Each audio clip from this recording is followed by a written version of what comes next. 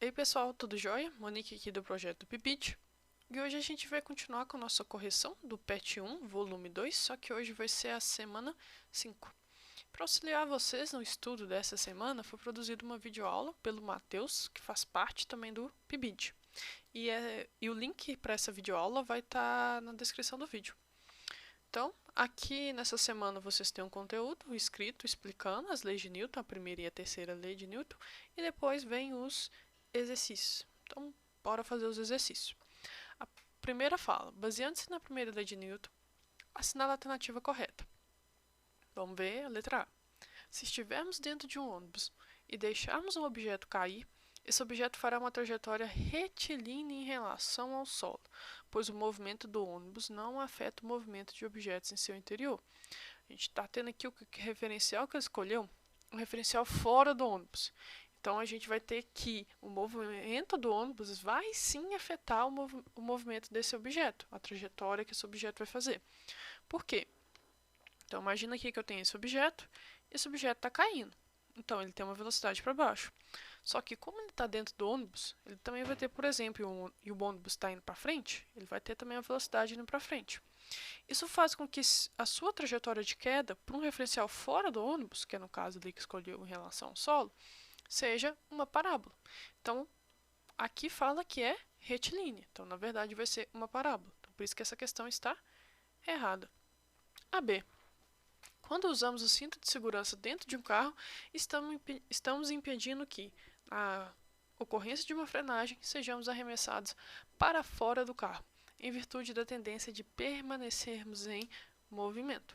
Então, essa alternativa está correta, que é a primeira lei de Newton. Um corpo em movimento tende a ficar em movimento e um corpo parado tende a ficar parado, a não ser que seja aplicado nele uma força, tá bom? Então, a gente usa o cinto para impedir que quando o carro para de repente, a gente não continue indo para frente. Então, o cinto segura a gente ali. Então, essa alternativa está correta. A C. Quanto maior a massa de um corpo, mais fácil será alterar sua velocidade. Aqui está errado no mais fácil, é mais difícil. Pensa um caminhão grande, bem pesado, cheio de carga, e um carro bem pequenininho. É muito mais fácil colocar em movimento o carrinho pequeno. Por causa de quê? Da sua massa ser menor em relação ao caminhão. Então, é muito mais fácil alterar a velocidade quando a massa é menor. Então, essa alternativa por isso está errado, porque está falando aqui que quanto maior a massa de um corpo, mais fácil será alterar a sua velocidade? Não, vai ser mais difícil quanto maior for a massa. A letra D. O estado de repouso de movimento retilíneo independe do referencial adotado. Tá em repouso ou tá em movimento depende totalmente do referencial adotado. Em relação ao referencial eu posso estar parado, em relação ao outro referencial eu posso estar andando. Por exemplo, eu estou sentado numa cadeira em frente ao computador. Em relação ao computador, eu estou parada. Mas, por exemplo, em relação ao Sol, eu estou andando, porque a Terra está rodando em volta do Sol, então está em movimento ao redor do Sol. Então, está em repouso ou está em movimento depende do referencial adotado. Aqui fala que independe. Depende sim, então por isso que está errada. Vamos para 2. Um Fusca em movimento acelerado possui velocidade de 90 km por hora e se envolve em uma colisão frontal com o caminhão. A força que o caminhão exerce sobre o Fusca durante o contato é maior, menor ou igual à força que o Fusca exerce no caminhão. Então, por que o Fusca normalmente sofre mais danos que o caminhão? Aqui essa questão está falando de força de ação e reação. Então, a força que o Fusca faz no caminhão é a mesma força que o caminhão faz no Fusca. Só vai ter sentidos opostos e vai ser aplicados em corpos diferentes. Então, aqui perguntou se essa força vai ser menor ou maior, menor ou igual. A gente vai ter que a força é igual. Então, a força, por se tratar de um par de ação e reação. A força é igual por se tratar de um par de ação e reação. E depois pergunta, então, por que o Fusca normalmente sofre mais danos do que o caminhão? Aí está relacionado à resistência mecânica. Então, o Fusca vai sofrer mais dano porque ele tem menor resistência mecânica do que o caminhão. Então, deixa eu escrever isso. O Fusca sofre mais dano, pois tem menor resistência mecânica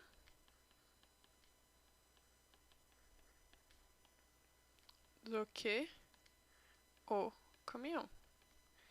Então, apesar da força ser a mesma, o Fusca é menos resistente. Então, por isso que ele vai sofrer mais danos que o caminhão.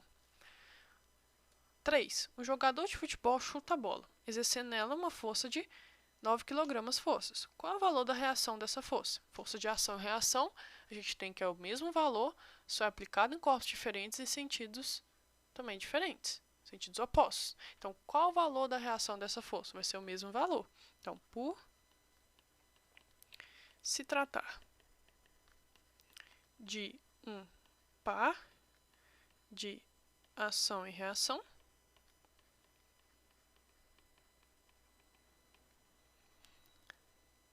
o valor da força de reação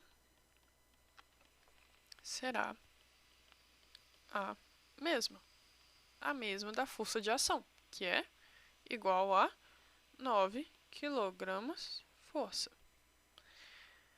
Qual corpo exerce a força de reação? Então, eu tenho lá o jogador chutando a bola. Então, o jogador faz a ação de chutar a bola. Então, eu tenho a força de ação aqui na bola. Como reação, a bola, entre aspas, chuta também o jogador. Então, eu vou ter a reação no jogador. Então, qual corpo exerce a força de reação? Então, a força de reação está no jogador, mas quem que exerceu ela? Foi a bola. Então, a gente vai ter aqui a bola. Então, o jogador chuta a bola, força de ação, e a reação é a bola chutando o jogador. Então, qual corpo exerce a força de reação? A bola. E essa força de reação vai estar onde? No jogador. Corpos diferentes, tá bom? Vamos para 4. Explique como, ao puxar rapidamente a toalha de uma mesa que contém sobre ela vários pratos de porcelana, uma pessoa não derruba nenhum sobre a mesa. Por que a gente vai ter que isso acontece? Essa é uma cena, às vezes, comum, já apareceu em filmes, possivelmente vocês já viram em algum lugar. Chegar lá, tá um forno na mesa, um tanto de coisa em cima da mesa e puxar o forro e tudo que está na mesa fica parado. Por que isso acontece? Isso vai acontecer por causa da lei de Newton. Que a gente vai ter os objetos em cima da mesa, mas eles vão permanecer em repouso. Porque a força que foi aplicada não foi suficientemente grande para fazer com que eles se movimentem. Então, o objeto que estava em repouso tende a ficar em repouso, tá bom? Então, vamos escrever isso. Isso acontece devido à primeira lei de Newton.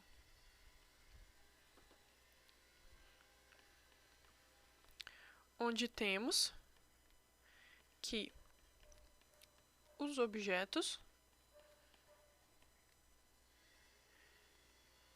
em cima da mesa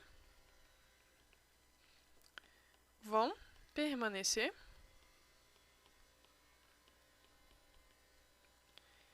em repouso, pois não houve uma força suficiente para movê-los. Questão 4.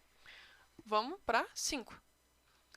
A respeito da terceira lei de Newton, marque a alternativa verdadeira. Terceira lei de Newton, par de ação e reação. Os pares de ação e reação podem ser formados exclusivamente por forças de contato? Não. A gente pode ter também forças de campo.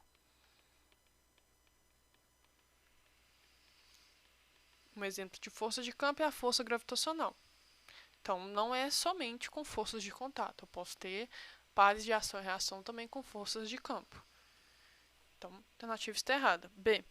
As forças de ação e reação sempre se anulam. Não, elas não vão se anular. Por que que elas não se anulam? Porque elas não acontecem no mesmo corpo. Então, lá o caso lá do jogador jogando a bola. Onde que está a ação? Está na bola. O jogador chutou a bola. Onde que está a reação? No jogador.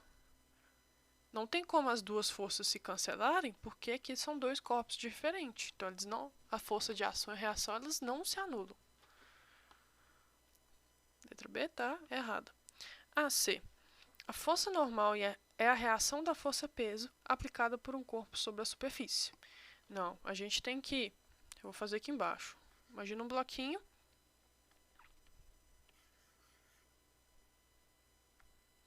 Tem aqui a superfície. E a gente tem que ele tem uma força-peso, que é para baixo. E essa força-peso é par de reação do quê? Da força gravitacional. A reação da força-peso está lá no centro da Terra. E, além disso, por a gente estar em uma superfície, a gente vem aqui e faz uma força de compressão no chão. O chão reage. Se eu empurro o chão reage me empurrando. Então, vai gerar uma força aqui no meu bloquinho para cima. De reação dessa força de compressão que a gente chama de normal. Tá bom? Então, o peso não está seu par de ação e reação lá no centro da Terra. E a normal é par de ação e reação da força de compressão. Então, apesar da força normal e a força-peso estarem no mesmo corpo, elas não fazem pares de ação e reação. Então, essa alternativa está errada. Vamos para D. As forças de ação e reação sempre atuam no mesmo corpo. Não, a gente acabou de ver aqui que a ação e reação são sempre em corpos diferentes. Então, por exemplo, aqui, ó, o peso, onde que está a reação no corpo? Está na Terra, está lá no centro da Terra. A ação da força de compressão está na superfície. Onde que está a reação? No objeto, que é normal. Então, são sempre dois corpos diferentes. Está errado? A letra E. Como estão aplicados em corpos diferentes, as forças de reação e reação não se equilibram, ou seja, não se anulam. Então, isso aqui está correto. Porque a gente, por exemplo, não tem como eu anular a normal com a força aqui de contato, de compressão, desculpa. Porque estão corpos diferentes. Uma aqui está no corpo da superfície e aqui o outro no corpo do bloquinho. Mesma coisa aqui em cima que a gente viu o jogador chutando a bola. A ação está na bola e a reação está na pessoa que chutou, no jogador. Então não tem como eu cancelar, anular uma força com a outra, porque são corpos diferentes. É isso que está me falando, letra E. Então está correta. Agora, deixa eu apagar isso aqui para a gente fazer a última. A 6. As duas forças representadas a seguir podem constituir um par de ação e reação? Então, vocês conseguem ver que as duas forças estão no mesmo objeto? Então, não tem como constituir um par de ação e reação, porque estão no mesmo objeto. Par de ação e reação são sempre dois corpos diferentes, tá bom? Então, apesar das forças aqui estarem em sentidos opostos, um está apontado para esquerda e a outra está para a direita, não é par de ação e reação, porque estão no mesmo corpo, que é o bloquinho. Tem que estar em corpos diferentes para ser par de ação e reação. Então, vamos anotar isso? Não. Então, são par de ação e reação? Não. Pois estão sendo aplicadas no mesmo corpo. As forças de ação e reação ocorrem em pares de força. Pares de força. E atuam em corpos diferentes. Então, são pares, mas tem que ser corpos diferentes. Então, terminamos aqui a nossa resolução da semana 5 e a gente se vê em outros vídeos. Até mais, pessoal!